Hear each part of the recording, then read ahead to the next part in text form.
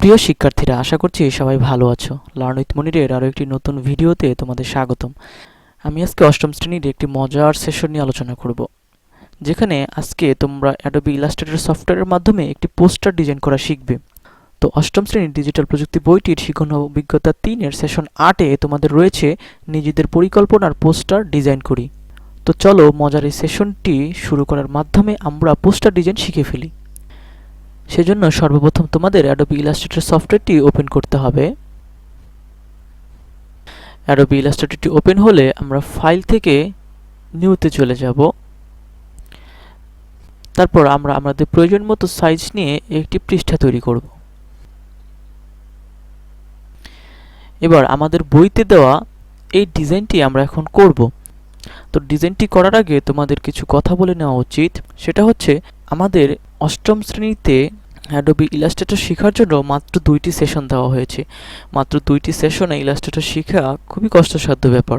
Illustrator প্রোগ্রামে সুন্দর করে ডিজাইন করার জন্য যে পরিমাণ শিক্ষা তোমাদের দরকার, সেই পরিমাণ শিক্ষা এই 2 দিনের ভিতরে দেওয়া কোনো ক্রমেই সম্ভব না। তারপরও একদম সহজভাবে শুধুমাত্র 2-1টি টুলের ব্যবহার করে তোমরা কিভাবে এই ডিজাইনটি করতে পারো সেটি আজকে আমি তোমাদের দেখিয়ে দেব। বইয়ের এই ডিজাইনটি করার জন্য আমি এই রেক্ট্যাঙ্গুলার টুলটি সিলেক্ট করে নিচ্ছি। তারপরে প্রয়োজন মতো আমি এখানে একটি রেক্ট্যাঙ্গুলার টুল দিয়ে একটি শেপ নিয়ে নিচ্ছি। এবার দেখতে পাচ্ছ এখানে আরেকটি ডিজাইন করা আছে। আমরা ডিজাইনটি করার জন্য আবারও রেক্ট্যাঙ্গুলার টুলটি ব্যবহার করছি। আমি আবারও তোমাদের বলছি যে একদম সহজে কোনো ঝামেলা ছাড়া কিভাবে তোমরা ডিজাইন করতে পারবে আমি সেটাই দেখিয়ে দিচ্ছি। এবার এই সিলেকশন টুলটি দিয়ে আমি এটাকে এইখানে রেখে দিচ্ছি। এবার এটুকু কালার করার জন্য আমি কালার প্লেটে গিয়ে এখান থেকে কালার করে দিচ্ছি। এবার দেখতে পাচ্ছ এখানে কিছু ডিজাইন করা আছে। তোমরা যদি এই ডিজাইনগুলো করতে চাও তাহলে যেভাবে করতে পারো। তো সেজন্য আমি পেন টুলের ব্যবহার করছি। আমাদের অ্যাডোবি ইলাস্ট্রেটর এবং ফটোশপে পেন টুল একটি গুরুত্বপূর্ণ টুল। এই পেন টুল দিয়ে আমরা অনেক শেপ তৈরি করতে পারি। তো এই পেন টুলটি আমি সিলেক্ট করছি। এবার পেন টুলটি এইখানে আমি ক্লিক করলাম। দেখতে পাচ্ছ আমার একটি পয়েন্টার এখানে তৈরি হয়ে গেছে। এবার আমি যতটুকু বড় করতে চাই এই পরিমাণ রেখে আমি এখানে আবার ক্লিক করছি এবং এইখানে ক্লিক করছি। এবার শেষ মাথায় আমি যেখান থেকে শুরু করেছিলাম পেন টুলের কাজ, ওই জায়গায় আবার ক্লিক করতে হবে। দেখতে পাচ্ছ আমার একটি ত্রিভুজের শেপ আঁকা এখানে হয়ে গেছে। তুমি চাইলে এখন সিলেকশন টুল দ্বারা এটা যে কোনো জায়গায় নিয়ে রাখতে পারবে। তো আমি এটিকে এই জায়গায় রেখে দিচ্ছি। এবার এটুকুর রং যদি তুমি পরিবর্তন করতে চাও সেই ক্ষেত্রে তুমি এখান থেকে খুব সহজে আমাদের এই কালার পিকার অপশন দিয়ে এটিকে কালার পরিবর্তন করতে পারবে। তো আমরা একটা ত্রিভুজ এঁকে নিলাম। আমি এর ভিতরে আরও একটি ত্রিভুজ এঁকে এর ডিজাইনটা করে ফেলবো। সেজন্য আবার আমি পেন টুলের ব্যবহার করছি। আবার আমি এইখানে ক্লিক করলাম, ঠিক এই জায়গাটায় আবার ক্লিক করছি, এইখানে আবার ক্লিক করছি, আবার যে জায়গায় শুরু করেছিলাম সেই জায়গায় আবার ক্লিক করলাম। দেখো এখানে আরও একটি ত্রিভুজ আঁকা হয়ে গেছে। এবার এই ত্রিভুজের রংটি আমি পরিবর্তন করে দিচ্ছি।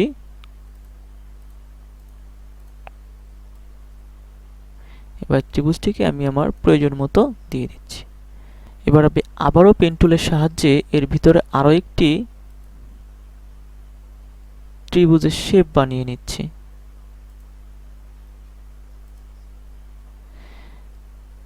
এবার এইটুকু আমি কালার করে নিচ্ছি।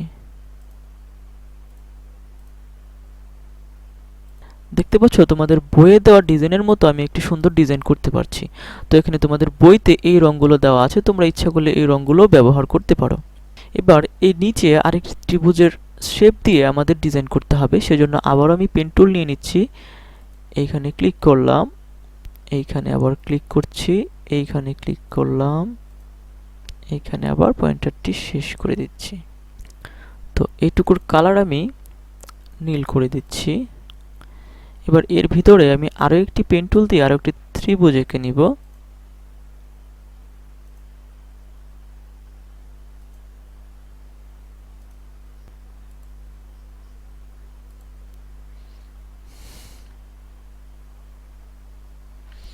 এবার এইটুকু রং আমি সাদা করে দিচ্ছি।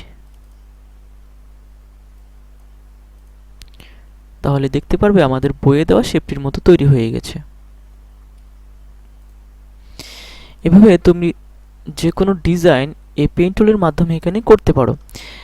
এবার এখানে যদি লিখতে চাও তাহলে যেটি করতে হবে, সেই ক্ষেত্রে আমাদের টেক্সট টুলের ব্যবহার করতে হবে। তো টেক্সট টুলটি সিলেক্ট করলাম। সিলেক্ট করার পরে আমি যদি এখানে ক্লিক করি, দেখতে পাচ্ছ লেখার জন্য আমাদের এখানে ফন্ট এবং ফন্ট সাইজ দুটি অপশন চলে এসেছে। তো আমি আমার এই লেখাগুলো ডিলিট করে দিচ্ছি। আমি যেহেতু বাংলা লিখব সেই জন্য আমি এখান থেকে সুতুনি এম যে ফন্টটা সিলেক্ট করে নিচ্ছি এবং কন্ট্রোল অল্ট বি চেপে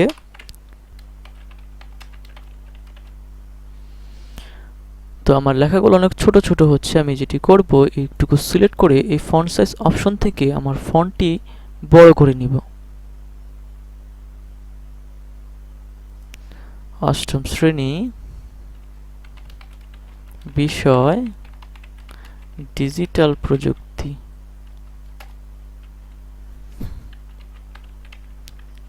গ্রুপ 5 এভাবে লিখতে পারি। তারপর তোমাদের পরিকল্পনার বিষয়টি তোমরা এখানে লিখতে পারো। যেমন এখানে লেখা আছে নাগরিক সেবার পরিকল্পনা, তথ্য সেবা। তো এই কথাগুলো আমরা এখানে লিখে দিতে পারি।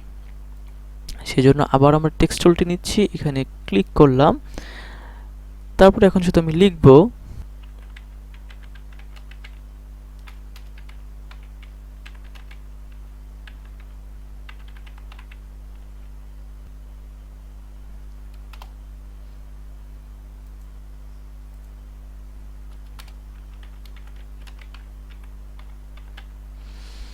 তো এই লেখাটুকুকে আমি ছোট করে দিচ্ছি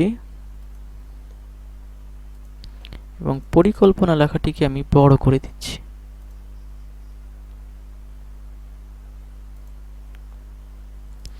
এবার এই লেখাগুলোকে তুমি যদি কালার করতে চাও তাহলে লেখাগুলো সিলেক্ট করার পরে আমরা এই কালার প্লেট অপশন থেকে এই লেখাগুলোকে আমাদের পছন্দ মতো রং করে দিতে পারি।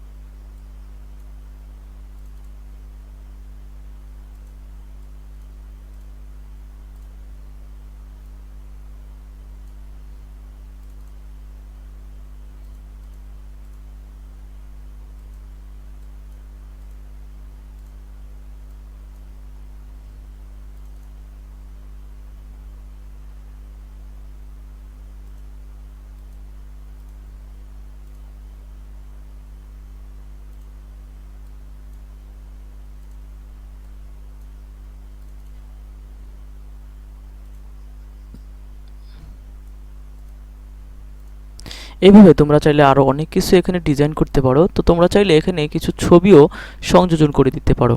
তো সেই জন্য আমি ফাইল থেকে ওপেনে যাচ্ছি।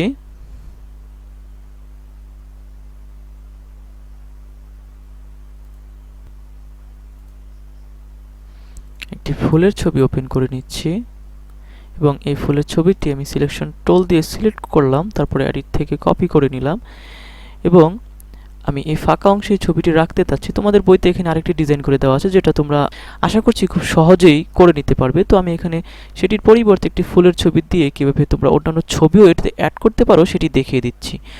তো আমরা এডিট অপশন থেকে পেস্ট এই অপশনটিতে ক্লিক করব। তাহলে দেখতে পাচ্ছ এই ছবিটি আমাদের এই ডিজাইনে চলে এসেছে।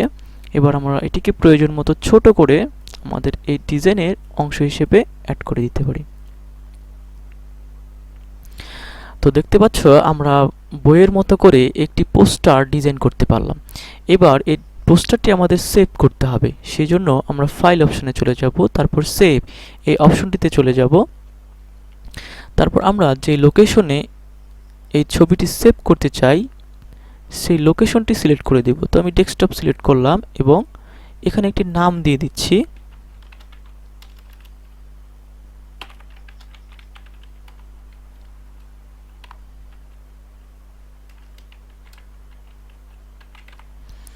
তারপর সেভ বাটনে ক্লিক করলাম। এবার এখান থেকে ওকেতে ক্লিক করলাম। তো দেখতে পাচ্ছ আমরা একটি পোস্টার ডিজাইন করে সেটি খুব সুন্দর করে সেভ করতে পারছি। আমাদের পোস্টার ডিজাইন হয়ে গেল। তারপর আমাদের যা করতে হবে, নিচের ছকে উদ্দেশ্যভিত্তিক যে কোনো চিহ্ন ব্যবহার করতে পারি। এই চিহ্নগুলোর মানে হলো যে কেউ আমাদের উপস্থাপনের শর্ত সাপেক্ষে অবাণিজ্যিক কাজে ব্যবহার করতে পারবে। নিচে চিহ্ন ব্যবহারের অনুমতির ধারণাগুলো দুটি বর্ণনা করা হলো। তো এই চিহ্নগুলো দ্বারা তোমরা বুঝিয়ে দিতে পারো যে কোনগুলো বাণিজ্যিক কাজে ব্যবহার করা যাবে এবং কোনগুলো অবাণিজ্যিক কাজে ব্যবহার করা যাবে। তো পোস্টার ডিজাইন শেষ হলে, সকল দলের কাজ শেষ হলে প্রত্যেকের পোস্টার উপস্থাপন করা হবে। প্রত্যেক দল নিজেদের কাজ প্রিন্টেড পোস্টার অথবা ডিজিটাল উপস্থাপন করতে পারবো। এজন্য শ্রেণীকক্ষ বা মাল্টিমিডিয়া ক্লাসরুম বা ল্যাব যথাযথ সাবধানতা ও ব্যবস্থাপনায় দলগত কাজের উপস্থাপনা সম্পূর্ণ করতে হবে। অর্থাৎ এর কথাগুলোর অর্থ হচ্ছে তোমরা একটি পোস্টার ডিজাইন করবে, ডিজাইন করার পর সেগুলো তোমরা দলে উপস্থাপন করবে। সেটি প্রিন্ট করেও নিতে পারো অথবা ডিজিটালভাবে বড় স্ক্রিনে অথবা ল্যাপটপে প্রদর্শন করতে পারো। আশা করছি তোমরা বুঝতে পারছো কিভাবে খুব সহজে একটি পোস্টার তোমরা ডিজাইন করতে পারো। তো আমি দেখিয়ে দিলাম কিভাবে তোমাদের বইতে দেওয়া পোস্টারটি ডিজাইন করবে। তোমরা যদি চাও যে নতুন কোনো ডিজাইন তোমাদের জন্য করে দেই, সেক্ষেত্রে তোমরা কমেন্টস বক্সে সেটি লিখে দাও এবং আমার কিছু ছাত্রছাত্রীর ডিজাইন করা আছে, সেগুলো আমি তোমাদের জন্য দেখিয়ে দিব আরেকটি ভিডিওতে। তোমরা ওই ডিজাইনগুলো থেকেও পছন্দ মতো ডিজাইন করে নিতে পারো। সবার জন্য শুভকামনা রেখে আজকের মতো বিদায় নিচ্ছি। ধন্যবাদ।